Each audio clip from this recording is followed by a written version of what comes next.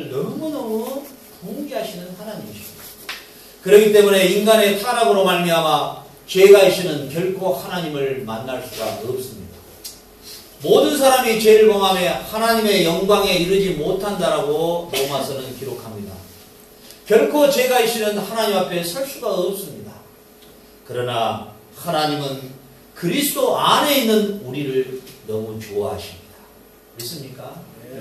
저와 여러분이 하나님 앞에 본질상 진노의 자녀며 하나님의 영광에 이르지 못하는 죄인 중에 괴수들이지만은 이제 우리가 예수 그리스도의 십자가의 피 뿌리심과 그분이 참자국과 못자국을 당하심으로 이제 우리가 예수를 나의 구주로 영접하면은 예수 안에 있는 나를 바라보시고 하나님이 심히 기뻐하신 존재로 안식하신다 그 말입니다. 예수님께서는 이렇게 말씀하셨습니다. 내가 안식일의 주인이다 이렇게 말씀하십니다. 왜 예수님은 하필이면 내가 안식일의 주인이라고 말씀하셨을까요? 안식일날 제자들과 함께 일하고 제자들과 함께 병든 자를 고치고 제자들과 함께 밀을 까불어서 먹으시는 예수님을 바라보고 율법을 잘 지킨다는 율법자와 바리새인들이 어찌하여 너의 선생은 하나님께서 주신 계명 안식일도 지키지 못하면서 자기가 하나님의 아들이라고 말하며 자기 자신이 하나님하고 말하느냐 이렇게 말했을 때 예수님께서 나는 안식일의 주인이니라 이렇게 말씀하십니다. 그 말은 무슨 말씀이십니까?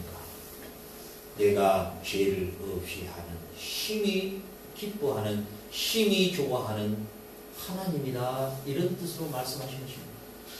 너희들에게는 이제 완전한 안식을 잃어버렸고 너희는 완전한 존재로 창조되었지만은 아담의 범죄로 말미암아 불완전한 존재로 죄와 사망 가운데 죄와 유혹의 시험에 넘어지기 쉬운 너희 같은 존재가 이제 드디어 나로 말미암아 너희들이 안식을 얻을 자로 새로운 피조물로 너희들이 새로운 창조자로 이제 거듭날 수 있는 안식을 줄 자가 바로 나라고 주님은 계시하신 것입니다. 왜냐하면 대제사장은 이쪽으로 얼굴 반드시 딱 앉아요. 정신 차리고 내 눈을 딱 초점을 맞춰. 유튜브 엄마가 보고 있으니까. 알았지? 자, 잘 보세요. 대제사장은 유일하게 안식일날 쉬지 않습니다. 왜냐하면 대제사장은 반드시 하나님의 제사를 집행할 때 진설병 떡을 반드시 따끈따끈한 떡을 계속해서 그 상을 차려하기 때문입니다. 그리고 그 진설병의 그 떡은 유일하게 대제사장만 그 떡을 먹게 되어 있습니다. 그렇기 때문에 유일하게 안식일을 지키지 않아도 될 사람이 하나 있는데 그가 누구냐면 대제사장입니다. 예수님께서 이렇게 말씀하십니다. 나는 성전보다 더 크시니니 그 대제사장이 하나님께 제사를 드리기 위해서 그 떡을 차리기 위해서 일하지만은 그 제사를 받는 자가 바로 나라고 하는 것을 주님은 말씀하셨던 것입니다.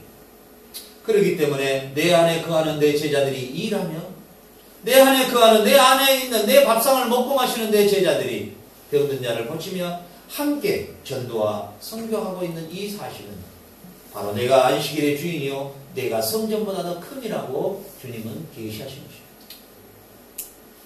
오늘 이 창세기 1장 2절 1절 이 말씀 안에 얼마나 크고 큰 비밀이 있는지 모릅니다. 이 놀라운 비밀을 우리는 이 짧은 시간에 우리는 깨달아야 하는 것입니다. 그리고 하나님께서 우리를 심히도 기쁜 존재로 심히도 좋은 존재로 보시는 유일한 길은 예수 그리스도 안에 있는 나기 때문입니다. 우리가 아무리 도덕과 윤리적으로 흠없고 깨끗하다 할지라도 예수 밖에 있는 자들은 결코 하나님 안에 기쁜 존재가 못 되는 것입니다. 그러나 비록 부족하고 연약하고 더러는 실수 잘하고 더러는 이런저런 자질구레한 범죄가 우리 안에 수없이 많다 할지라도 예수 안에 있는 나를 하나님은 기뻐하시고 의인이라고 인정해 주시는 것입니다.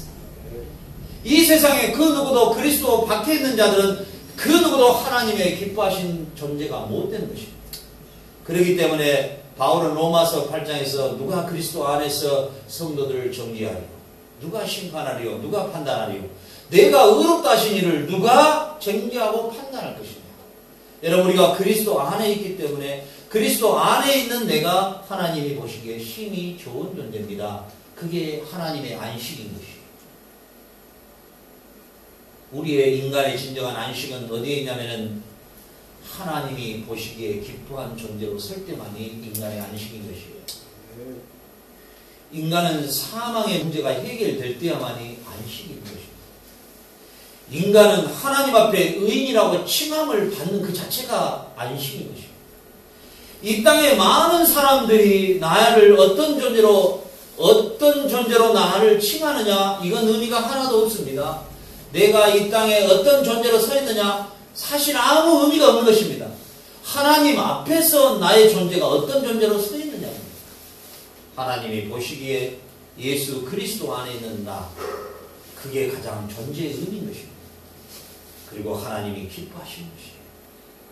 그리고 예수 그리스도의 십자가의 피 뿌리심과 그가 창자국과 못자국을 받으심으로 말미암아 그를 나의 구주로 영접하며 그가 나의 생명이고 나의 구주임을 영접하는 그 고백 안에 있는 나, 그 나를 주님은 심히도 기뻐하신 존재로 보신다는 사실입니다. 그리고 그 고백 위에 하나님께서는 나에게 사망에서 생명으로 옮겨주시는 인간의 실존의 가장 궁극적인 절대가치, 안식, 영생이 있다는 사실입니다. 그렇기 때문에 우리 인간의 안개와 같고 바람과 같은 이 짧은 인생의 삶 속에서 이 세상에서 어떤 안식을 누려보려고 하고 이 세상에서 보이는 가치를 느끼려고 하고 이 세상에 존재하고 있는 그림자와 같은 이 세상에서 나의 절대가치와 나의 시간과 나의 에너지를 소비하려고 하는 것처럼 어리석은 것이 없다고 하는 사실입니다. 바울은 그러기 때문에 결혼하지 않는 자는 차라리 안 하는 것이 나을 것이다. 그것이 규율이나 율법은 아니지만 내가 결혼을 하면 남편을 어떻게 하면 즐겁게 해줄까, 부인을 어떻게 즐겁게 해줄까 하다가 하나님의 영광을 부르는 일에 에너지를 많이 소비할 수 있다는 사실이에요.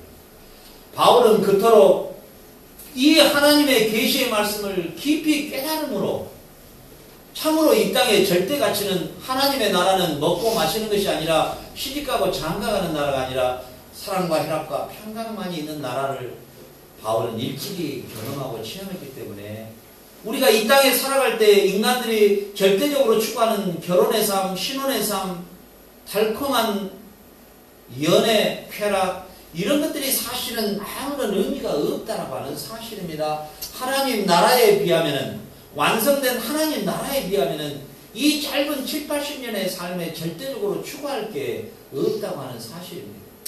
저는 우리 에스더에게 상당히 감동받는 게 한마디 있습니다. 지금도 못 잊어버립니다.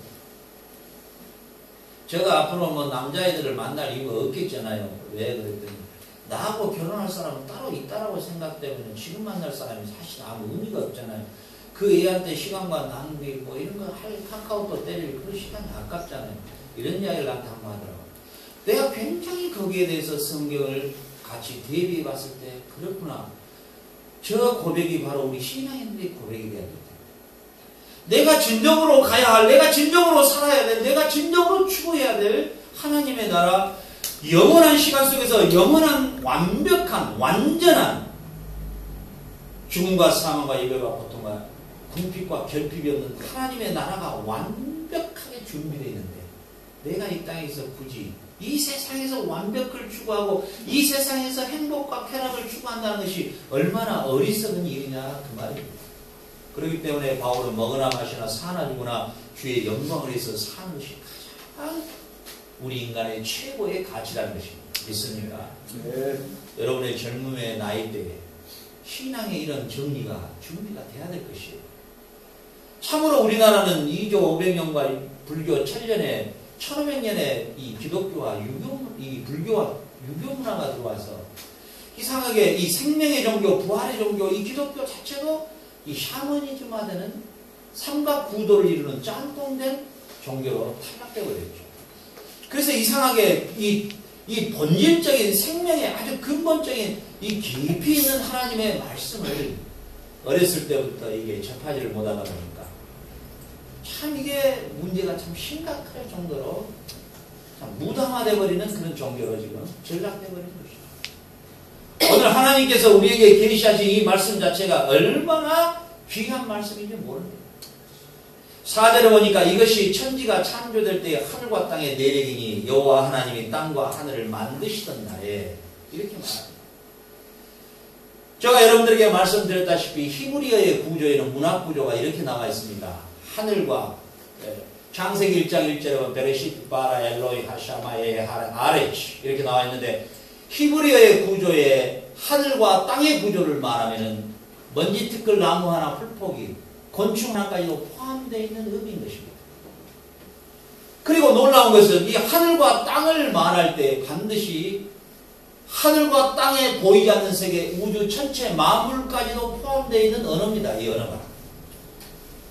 그래서 하나님께서 여기서 무엇을 강조하냐면 하늘과 땅에 보이지 않는 세계 모든 것까지라도 하나님이 창조하셨으므로 그분이 주인이다라고 선언하는 것입니다. 여러분 이 땅에 우리의 소유라는 것은 있을 수가 없는 것입니다. 이 땅의 소유는 결코 우리는 티끌 하나도 나의 소유가 되지 못하는 것입니다. 우리는 오히려 티끌로 만들어졌으므로 티끌로 돌아가는 인생에 불과하지 내가 주인으로서의 주인의 행세를 할 수 있는